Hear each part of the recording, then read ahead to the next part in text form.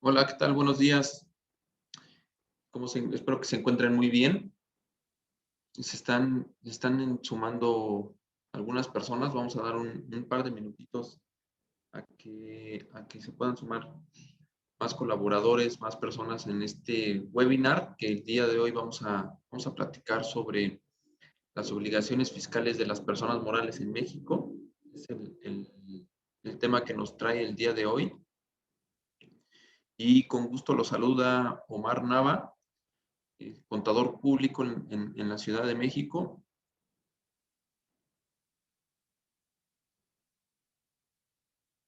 Eh, Contador público en la Ciudad de México. Bueno, vamos a estar abordando las obligaciones fiscales que tiene una persona moral en términos de los pagos provisionales, las declaraciones, la declaración anual de impuestos, momento en el que se consideran los ingresos acumulables para efectos fiscales y algunas otras obligaciones que tienen las compañías, eh, como se denominan obligaciones distintas al pago, toda vez de que no solamente con el pago de impuestos se cumplen todas las obligaciones, hay obligaciones informativas, hay obligaciones de envío de información mensual. Entonces vamos a estar abordando durante los próximos minutos sobre este tema. Si tienen alguna pregunta, con muchísimo gusto lo podemos comentar ahí en el chat, en el momento en el que consideren necesario. Vamos a hacer una pequeña pausa en el material y atendemos esa pregunta, ese cuestionamiento que pudieran llegar a tener.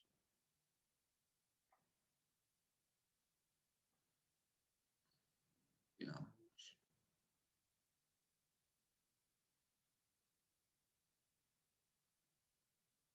Mm, mm, mm.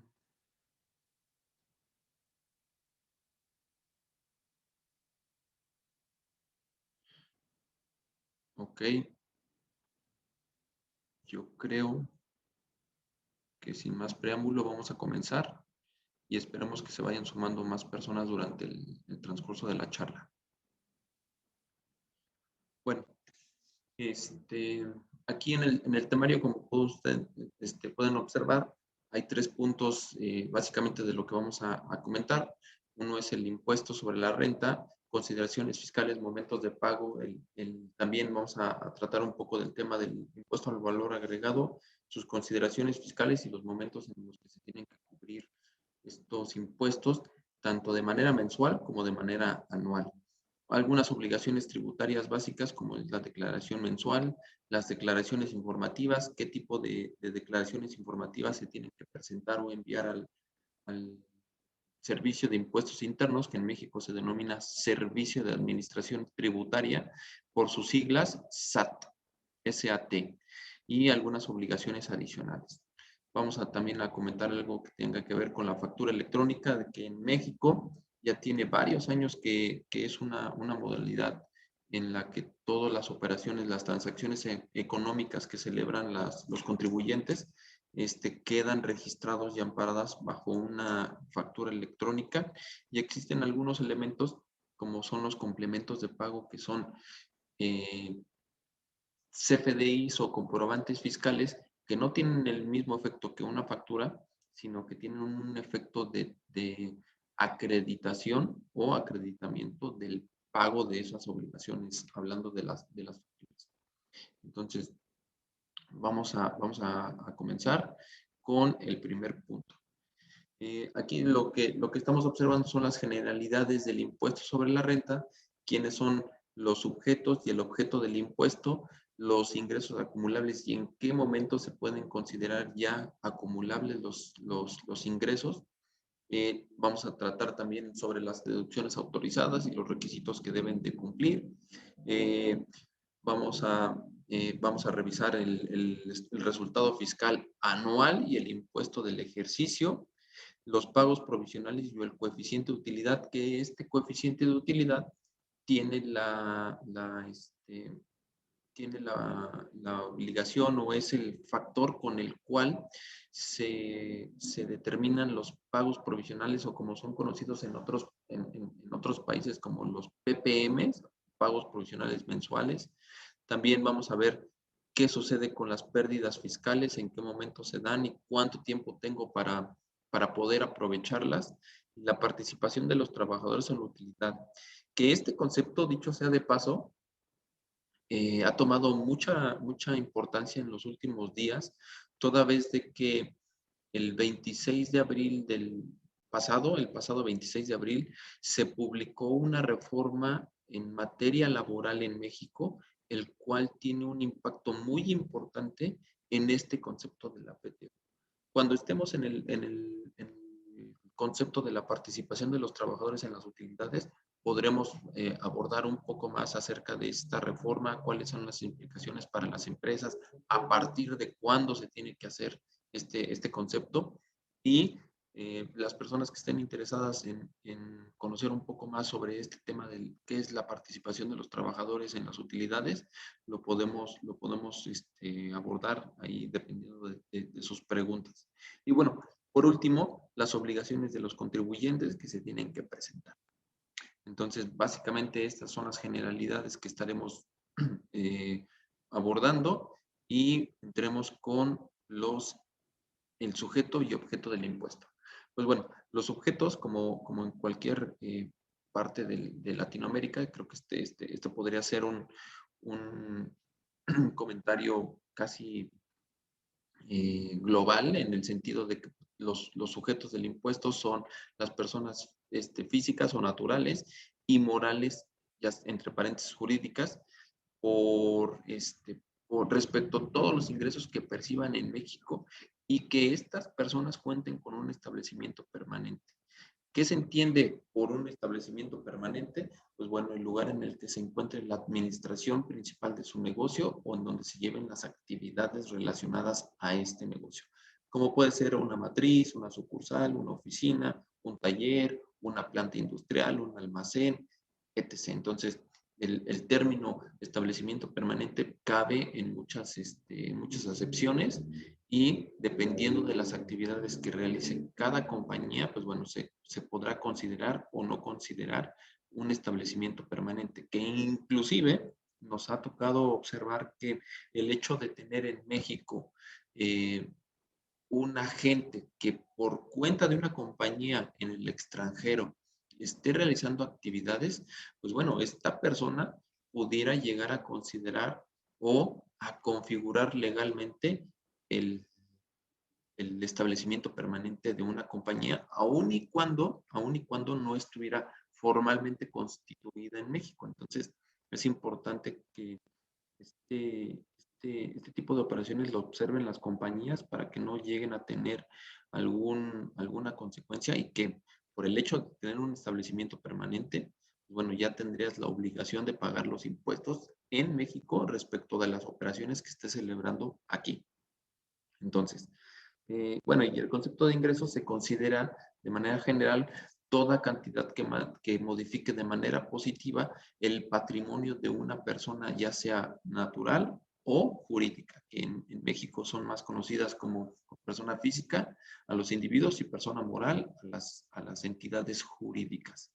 Entonces, esto es básicamente el sujeto y el objeto del impuesto y lo que estamos comentando sobre el establecimiento permanente. Y bueno, los ingresos acumulables para efectos de ISR se consideran, entre otros, los ingresos en efectivo, en bienes, en servicios o en crédito, además de algún otro caso muy particular. Creo que estos son los más cotidianos, dependiendo de una circunstancia muy específica, muy personal, podrían existir algunos otros. Y bueno, no se consideran como ingresos de capital los aumentos de capital, los ingresos por dividendos o utilidades que se perciban de otras personas morales. Entendiendo inclusive el aumento de capital como los envíos que hacen personas desde otras partes de Latinoamérica, puede ser Chile, Argentina, Perú, Colombia, a una nueva compañía en México y que le den esa connotación, que tenga o que se cuente con el acta de asamblea en la que se determina que esas inyecciones de dinero se van a considerar capital, pues bueno, estos recursos nunca se van a considerar un ingreso que tengan que ser tributables o que tengan que pagar un impuesto por recibir este dinero. Entonces, hay que cuidar ciertas particularidades como son las actas de asamblea, tal vez notarizada ante o protocolizada ante notario, basada ante la fe de un notario público, y teniendo los soportes de las transferencias y el recibo del dinero aquí en México, ¿no? Y pues bueno, en el caso de los dividendos también tiene que existir un acta de asamblea en la que se decretan repartir estas utilidades a las compañías que forman parte de aquella que va a repartir dichas utilidades. Entonces, este, estos conceptos son los que no se consideran ingresos. ¿Y cuándo se deben de acumular estos ingresos? Hay básicamente tres momentos. Cuando se expida el comprobante, es decir, la factura, la boleta, el recibo de honorarios o como se conocen en México, el CFDI, que es comprobante fiscal digital a través de Internet. Entonces, este es el primer momento.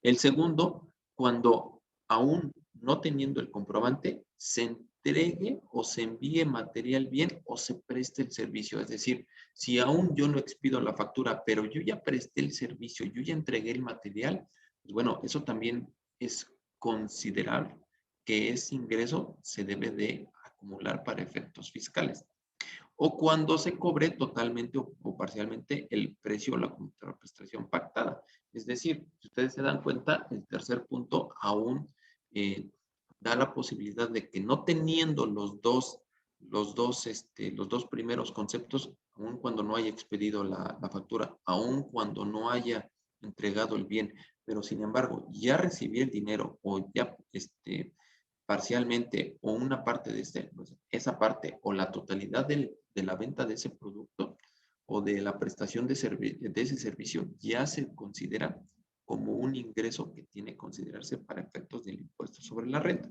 Entonces, hay una particularidad en el caso de las sociedades civiles, que es un tipo de sociedad en México que está encaminada a la prestación de servicios profesionales por abogados, contadores, ingenieros, arquitectos. Entonces, todas las sociedades civiles tienen la particularidad de que van a acumular sus ingresos hasta el momento en el que se reciba el cobro de la contraprestación o de la factura. Aquí, en los primeros tres conceptos que estábamos observando, antes de entrar en esta acepción o en esta particularidad de las sociedades civiles, pues bueno, ahí cuando se expide el comprobante, aún y cuando no lo haya cobrado, ya lo tendría que acumular. Pero aquí estamos hablando de una sociedad anónima de capital variable, una sociedad de responsabilidad limitada, una sociedad anónima de promotora de inversión. Entonces, en este caso, siendo un tipo de sociedad de esta índole, bueno, con el simple hecho de expedir la factura o el CFDI, yo tengo que acumularlo. Pero resulta que soy una sociedad civil.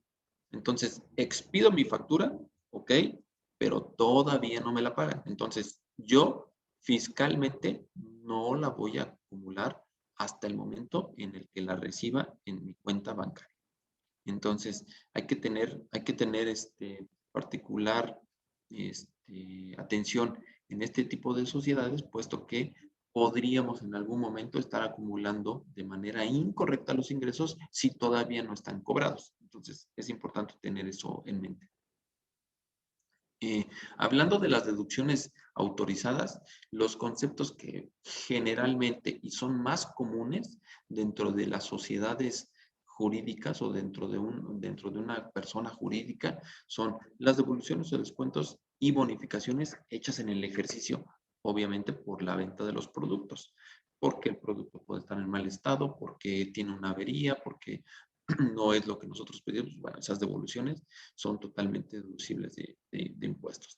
El costo de lo vendido, pues creo desde mi punto de vista, el costo de lo vendido junto con la mercancía y los sueldos son de los elementos más importantes en términos de las deducciones dentro de una o de los gastos dentro de una sociedad. Las inversiones en activo fijo, como pueden ser autos, mobiliario, equipo de cómputo y maquinaria, que en el caso de estos equipos existen diferentes tasas de depreciación y de amor y de uso que deben tener para efectos fiscales. En el caso particular de los automóviles, hay un tope de deducibilidad en el cual es de 175,000 pesos mexicanos, que únicamente para efectos de ponerlo en una connotación de dólares, estamos hablando de 8,750 dólares. Entonces, si yo compro un auto particular o un auto sedán, eh, este auto solamente va a ser deducible hasta 8,750 dólares. ¿Qué pasa con la diferencia si yo compré un auto de 10,000 dólares, de 20,000 dólares? Pues bueno, esa diferencia no va a poder ser deducible fiscalmente. Financieramente, definitivamente se tiene que reconocer la totalidad del automóvil, se tiene que depreciar la totalidad del automóvil, pero entonces vamos a tener dos líneas en las que vamos a considerar lo financiero y lo fiscal de manera distinta. Entonces, cuidando que nunca hagamos deducible de más un automóvil, porque bueno, estaremos cayendo en una falta en términos de la legislación fiscal. En el caso del mobiliario, pues el mobiliario es totalmente deducible, sin embargo, se deprecia una tasa anual del 10%. Eso quiere decir que, pues básicamente, es de los activos que van a tener una mayor duración de depreciación a través del tiempo. El equipo de cómputo es depreciable en un 30%, 3 años y un pedacito, es lo que vamos a poder hacer deducible estos equipos. Y la maquinaria que tendríamos que entrar en la particularidad de qué tipo de maquinaria se está utilizando, porque pueden ser tasas del 5, del 10 o del 15%.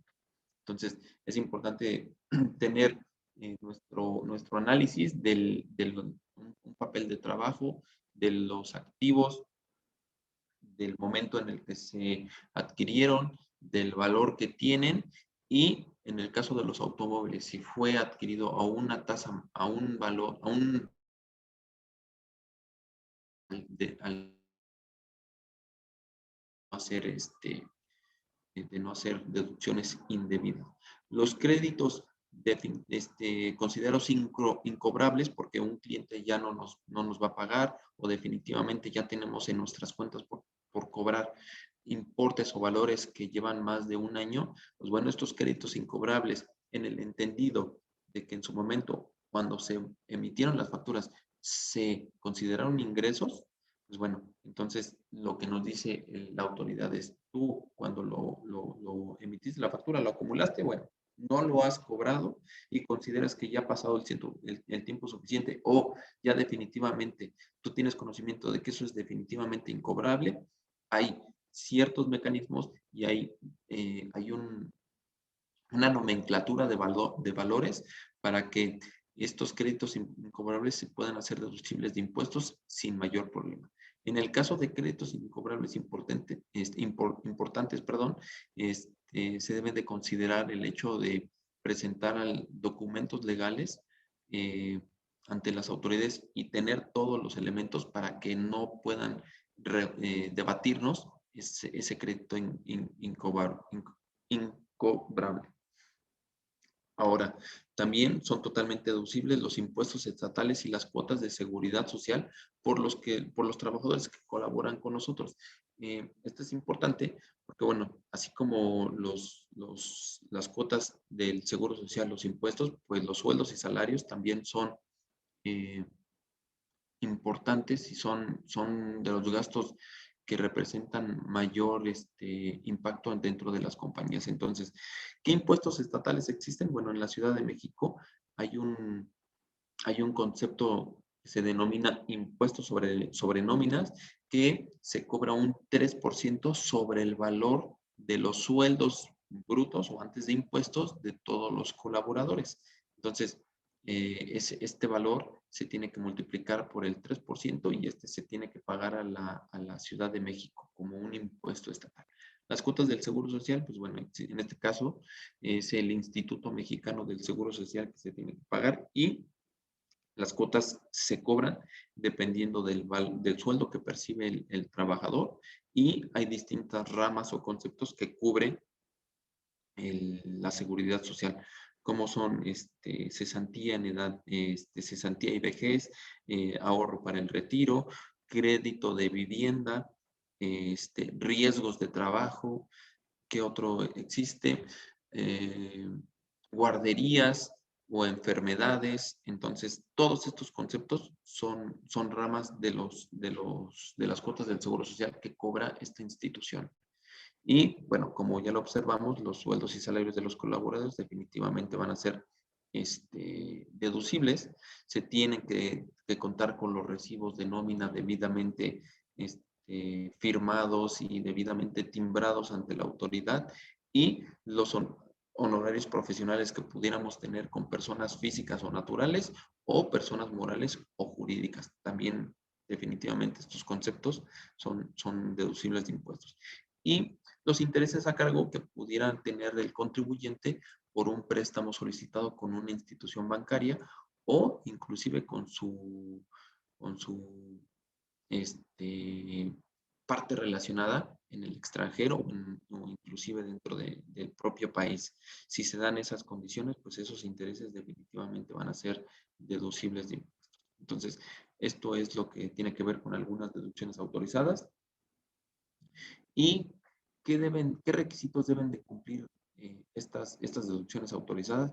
Pues bueno, deben ser estrictamente indispensables para los fines de la actividad. No tiene que existir ninguna clase de gasto que no tenga que ver con la actividad o el servicio que prestamos. Contar con la documentación comprobatoria como son las facturas, ya sean nacionales o extranjeros. Y en el caso de facturas extranjeras que tengan la intención de ingresar mercancía al país, se tiene que tener lo que se conoce como pedimento de importación, que el pedimento de importación no es otra cosa más que la declaración o el documento que acredita que una mercancía está ingresando al país de manera legal y que ha pagado los aranceles, los impuestos de importación correspondientes. Entonces, los agentes aduanales y las empresas que se dedican a hacer estos servicios, al momento de ingresar la mercancía, emiten un documento que se denomina pedimento de importación. Como ya lo vimos, se deben de aplicar los porcentajes máximos de depreciación en el caso de los activos fijos y siempre que estemos hablando de un gasto o de una compra, todos los gastos o las compras que sean mayores a 2,000 pesos mexicanos, estamos hablando de $100 para tener una referencia, tienen que ser pagados mediante transferencia electrónica de fondos, mediante un cheque o tarjeta de débito y crédito. Si no se cumple con este requisito o con esta condición, aún y cuando pudiéramos tener alguna factura por $10,000 y se pagó en efectivo, pues esa factura financieramente va a ser un gasto, se va a reconocer como un gasto en el costo, en el estado de resultados, pero fiscalmente no se va a poder acreditar como una deducción autorizada. Y, pues bueno, que todos estos gastos estén debidamente registrados en nuestro sistema de contabilidad para que se reconozcan como tal. En el caso de los sueldos, además se deben de cumplir con algunos requisitos adicionales, que son que se cuenten con los comprobantes fiscales digitales, que los recibos de nóminas también son en algún momento CFDIs, que como se los comenté, comprobantes fiscales digitales a través de Internet, que se efectúen y que se paguen las retenciones que se le hacen a los trabajadores y tienen que estar inscritos en el Seguro Social todos y cada uno de los trabajadores. De no cumplir con alguno de estos requisitos, ni las cuotas del Seguro Social, ni el sueldo, ni las retenciones, ni ningún concepto asociado a los sueldos va a ser deducible de impuestos. En el caso de los productos que tengan un IVA que nos estén cobrando por ese servicio, por ese producto, pues tiene que estar debidamente separado en la propia factura. Tiene que describir el valor del producto, el concepto del producto y por separado tiene que tener el IVA.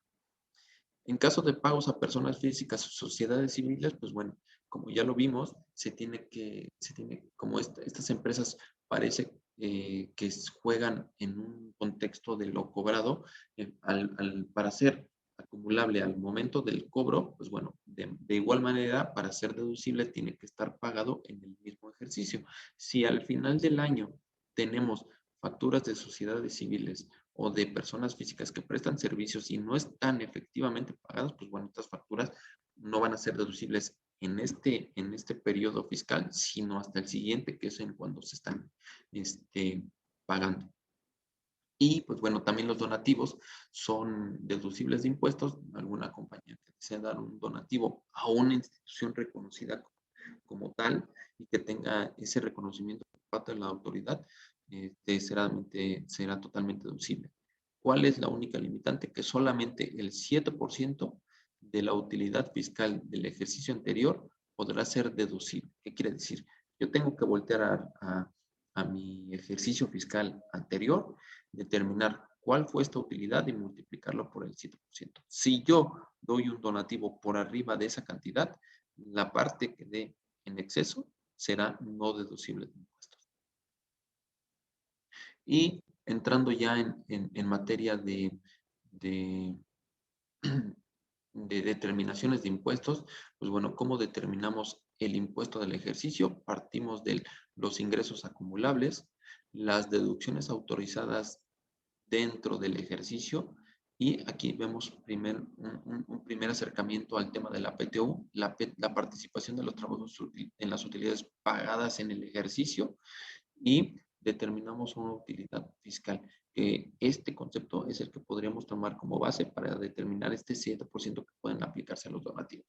Y una vez que tengamos nuestra utilidad fiscal, vamos a poder disminuir las pérdidas fiscales pendientes de amortizar de los ejercicios anteriores que se hayan generado. Y a esta utilidad disminuido de las pérdidas, obtenemos un resultado que ahora sí, como pueden observar, a este resultado se le aplica la tasa corporativa del 30% y al final del camino nos determina nuestro impuesto del ejercicio. ¿Qué disminuciones le podemos hacer al impuesto del ejercicio? Básicamente dos. Uno son los pagos provisionales de impuestos sobre la renta que haya hecho durante los meses y el impuesto retenido por bancos, ya sea porque se tengan inversiones o algún tipo de inversión en alguna institución que preste este servicio, que de estas facilidades, pues bueno, esas retenciones de impuestos van a poder también disminuir y al final se podrá determinar o una diferencia por pagar o un saldo a favor. Que con este saldo a favor, en caso de tenerlo, se pueden hacer dos cosas básicamente. Uno, solicitar en devolución, que el gobierno nos lo acredite en nuestra cuenta bancaria o utilizar este saldo a favor a través de una compensación de impuestos de los meses, inclusive de los meses futuros. Entonces, puede ser una buena posibilidad este concepto de la compensación, toda vez de que básicamente estaremos ahorrando o aprovechando el no desembolso de dinero con esta facilidad de la compensación. ¿Y cuándo se tiene que presentar esta declaración anual de impuestos? A más tardar dentro de los siguientes 3 meses a la fecha en el que termine el ejercicio fiscal. Eso quiere decir que a más tardar el 31 de marzo se tiene que presentar y en su caso pagar la declaración anual de impuestos. ¿Cómo se determinan ahora los pagos provisionales mensuales? Entonces, por principio de cuentas, tenemos que tener un coeficiente. Eso lo vamos a ver en una lámina más adelante, pero a los ingresos mensuales acumulables desde el primer mes del ejercicio hasta el mes en el que estemos, tienen que multiplicarse por este coeficiente de utilidad. Este coeficiente de utilidad nos determina una pérdida fiscal que, como pueden observar, también en los pagos provisionales se pueden aplicar las pérdidas fiscales de los ejercicios anteriores y nos da la utilidad fiscal. De igual manera que en la declaración anual se le tiene que aplicar el 30% del impuesto, se le pueden disminuir los pagos provisionales de los meses anteriores y el impuesto retenido también de los meses anteriores. Entonces, al final tendríamos que pagar un impuesto, en su caso, si, por ejemplo, al momento de tener nuestra utilidad fiscal, las pérdidas nos alcanzan para cubrir el valor de la utilidad fiscal, pues bueno, esta utilidad por resultado fiscal, que es sobre la cual se le aplica la tasa del impuesto sería cero, por lo cual no tendría por qué yo pagar un impuesto en este momento o en el mes en el que estemos hablando, ¿no?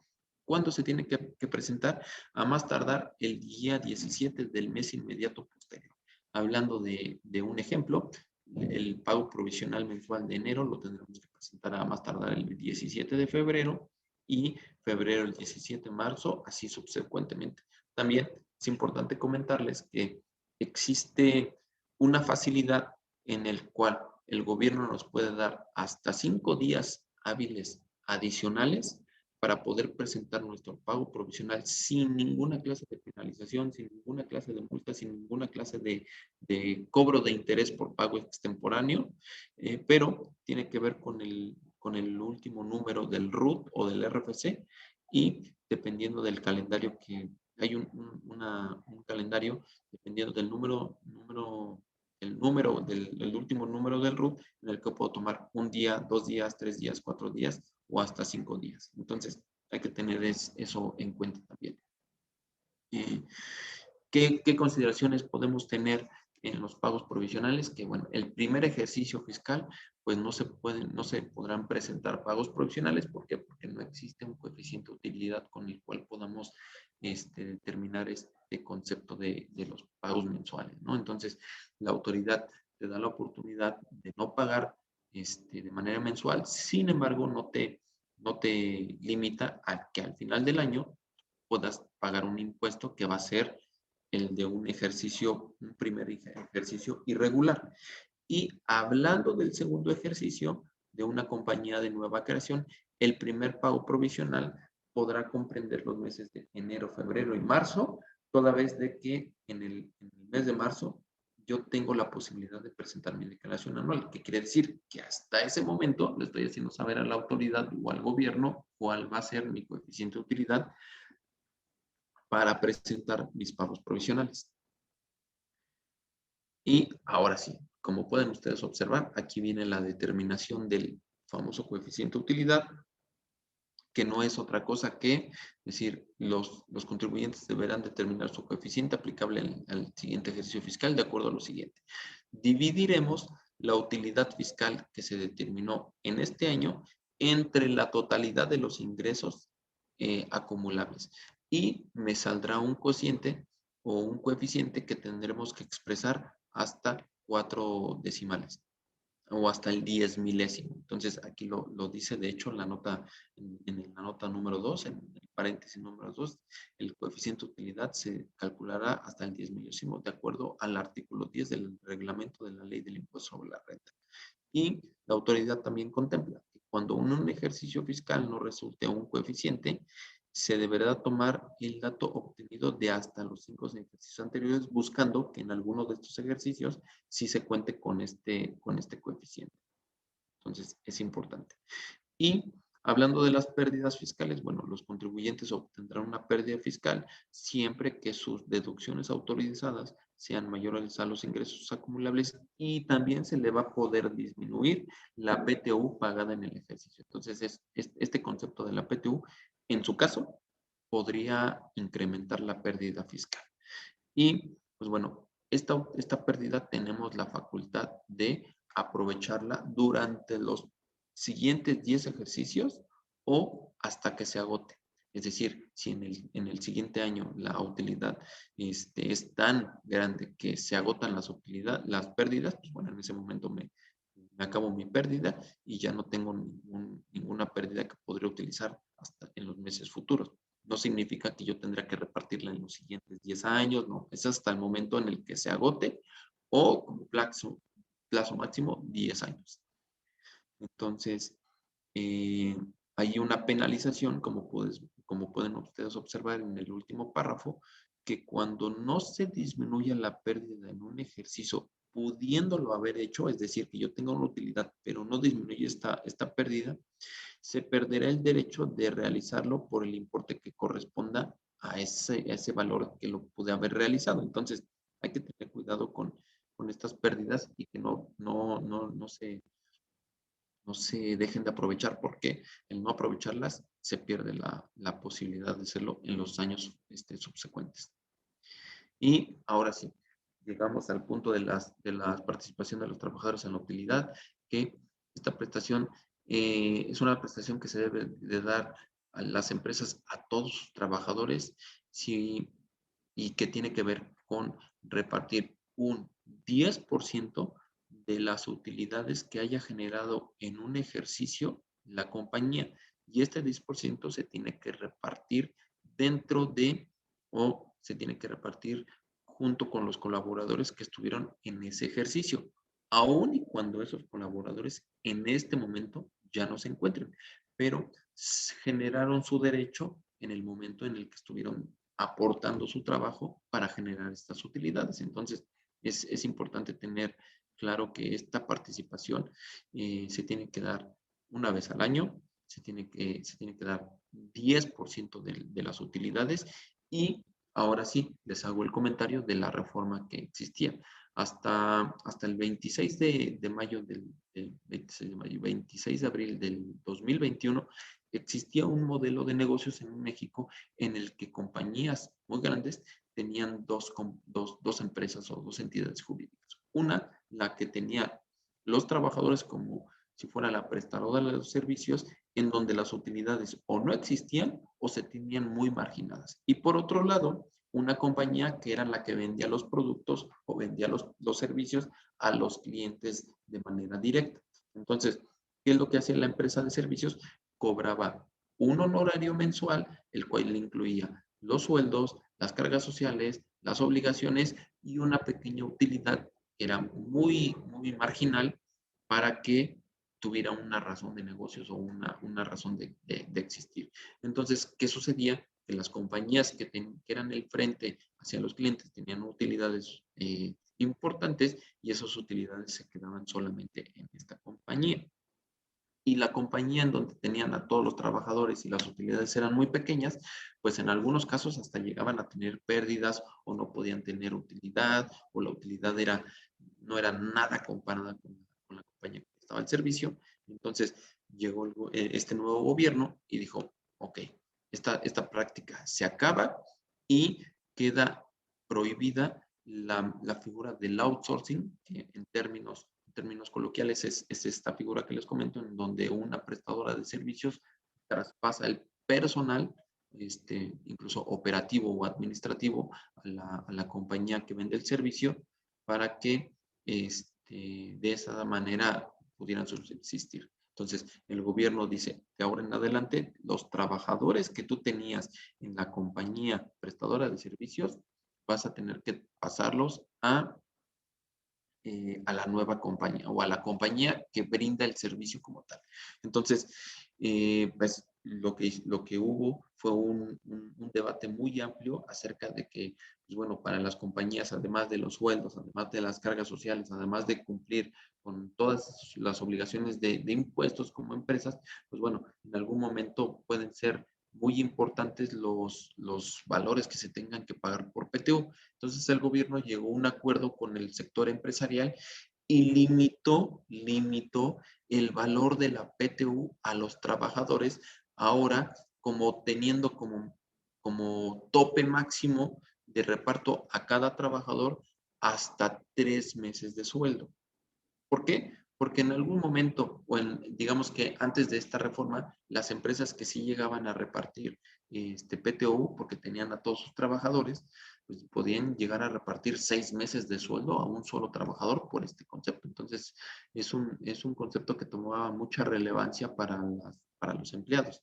Entonces, el gobierno, tratando de apoyar un poco al sector empresarial, dice, ok, voy a limitar esto para que como tope máximo a cada trabajador le puedas dar lo que resulte menor, o la PTU que le corresponde, o 3 meses como tope máximo de este concepto. Entonces, ya de alguna forma está más controlado el asunto y, pues bueno, ya se llegó a ese acuerdo. Entonces, en este momento en México, definitivamente ha quedado prohibido esta figura de outsourcing y todas las compañías que venden los productos, que prestan los servicios, que son las que ofrecen los servicios, son las que tienen que tener a su propio personal, ya no a través de una prestadora de servicios o de un outsourcing. Inclusive, dentro de estas reformas, se está dando la posibilidad de que el gobierno asuma que las personas o las empresas que sigan haciendo esta práctica, que ya está prohibida, pueden llegar a tener una implicación legal e inclusive en ciertos casos muy particulares, dependiendo del grado y del valor de las operaciones, pudieran tener hasta una responsabilidad penal. Entonces, es un tema muy importante que está teniendo mucho movimiento en este momento en México y que, bueno, se tiene que tener contemplado dentro de las operaciones de compañías que quieran llegar a México. Bueno, vamos a continuar con nuestra material y, bueno, algunas de las obligaciones de los contribuyentes, pues es llevar sus registros de contabilidad en un sistema. Este sistema tiene que ser adecuado para enviar reportes mensuales, como vamos a ver al final de esta lámina, de la contabilidad electrónica, expedir las facturas electrónicas o los comprobantes fiscales digitales a través de Internet por las operaciones que realizan, formular estados financieros, levantar un inventario de existencias de producto al final del ejercicio, presentar su declaración anual de impuestos, presentar sus declaraciones mensuales de impuestos y el envío de manera mensual de prácticamente balance y comprobación, bueno, balance de comprobación y catálogo de cuentas, que en otras palabras son los estados financieros de la compañía. De manera mensual se tienen que presentar ante el gobierno. Y justo como lo hablábamos al inicio, algunas obligaciones informativas que tienen las compañías, pues bueno, hay una declaración informativa de préstamos otorgados por residentes en el extranjero, obtener documentos de operaciones con partes relacionadas en el extranjero, hacer un estudio de precios de transferencia cuando se realicen operaciones entre partes relacionadas, declaraciones informativas de operaciones con partes relacionadas en el extranjero, declaración informativa de contraprestaciones en efectivo y declaraciones por informativos de préstamos, aportaciones para futuros aumentos de capital o aumentos de capital. Entonces, todo este tipo de declaraciones se tienen que tener, se tienen que presentar, se tienen que tener en cuenta como parte de las obligaciones de las compañías. Pues bueno, básicamente eso es todo. Y yo dejo mis datos de contacto aquí en esta lámina para cualquier duda, cualquier pregunta que pudieran llegar a tener sobre este curso, esta plática, con muchísimo gusto los podemos atender en el correo. Entonces, les reitero el agradecimiento por habernos acompañado en esta breve plática y deseando que tengan todos ustedes un buen día. Me gustaría saber si tienen alguna pregunta, algún comentario que nos pudieran hacer para aprovechar el tiempo que nos queda. Con mucho gusto lo podemos abordar.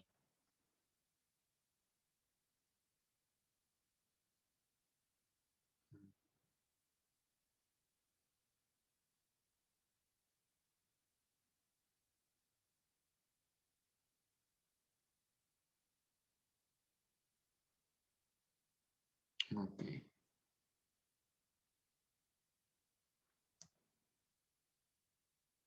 listo. Pues bueno, aquí se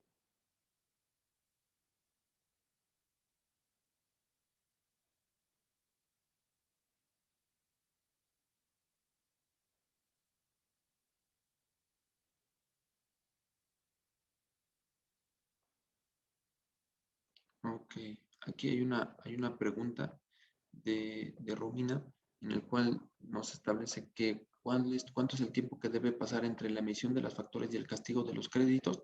Pues bueno, la ley del impuesto sobre la renta establece que dependiendo del valor de las facturas puede determinarse que puede ser o un año o menos de un año si existe ya una práctica, una imposibilidad práctica de cobro. Es decir, si tú tienes una factura que definitivamente emitiste hace un mes y tú sabes que o la compañía se desapareció o que la compañía inclusive ya se dio en bancarrota o se liquidó, pues definitivamente tú ya tienes los elementos para determinar que esa cuenta por cobrar ya es, o esa factura es incobrable, por lo que no tendrías que esperar ningún momento adicional, sino que tienes que dar aviso tienes que presentar carta a las personas que te deben esta factura, avisándoles que tú lo vas a hacer ya deducible para que ellos en algún momento lo puedan hacer acumulable.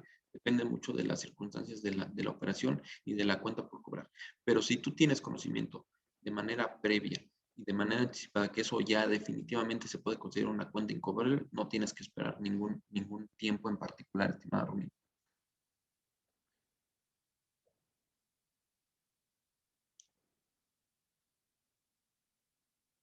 Eh, no sé si tengan alguna otra cuestión aquí. Estimado Iván, muchísimas gracias por tu comentario. Es agradable recibir los comentarios. Y pues bueno, yo me reitero a sus órdenes. Me pueden localizar en el correo que pueden ver en la lámina en este momento por cualquier duda o comentario que pudiesen tener. Y les mando un fuerte abrazo a todos. Que tengan un bonito día. Hasta luego.